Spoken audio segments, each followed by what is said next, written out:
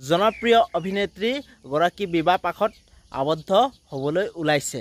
এই 23 জুনত বিয়া জনপ্ৰিয় অভিনেত্ৰী গৰাকীৰ। এজন জনপ্ৰিয় অভিনেতাৰ লগত বিয়া হ'ব অভিনেত্ৰী গৰাকী। অনুৰাগীসকলৰ বহুত দিনৰ জল্পনা কল্পনাৰ অৱসান ঘটিল। নমস্কাৰ বন্ধু বান্ধৱীসকল, মোৰ চেনেললৈ স্বাগতম জনাইছোঁ। আপোনালোকক কি খবৰ আপোনালোকৰ?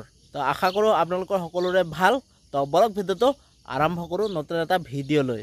আৰু আপোনালোকে প্ৰথমৰ পৰা শেষলৈকে কোনো স্কিপ নকৰাকৈ মোৰ ভিডিঅ'টো চাই থাকিব। তো বলক ভিডিঅ'টো আৰম্ভ কৰোঁ। অসমৰ লগতে সমগ্ৰ ভাৰতবৰ্ষৰ প্ৰতিজন অনুৰাগী আজি এই খবৰটো পাই আনন্দিত হৈ পৰিছে। দীৰ্ঘদিনৰ পৰা ভাবি থকা মনৰ আশা যেন পূৰ্ণ হ'ল অনুৰাগীসকলৰ। জনপ্ৰিয় অভিনেত্ৰী গৰাকী সকলোৱে ভাবি থকা 23 জুনত যুগ্ম জীৱনৰ পাতনি মেলিবলৈ ওলাইছে।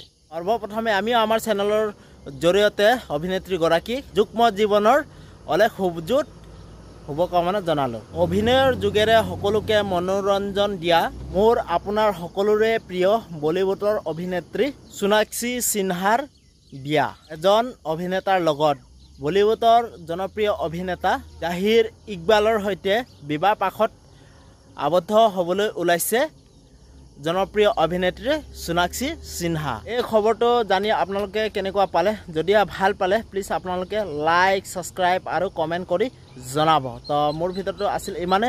তো ঠিক আছে, বাই বাই। নতুন এটা ভিডিঅ'টো আপোনালোকক লগ পাম। তো বাই।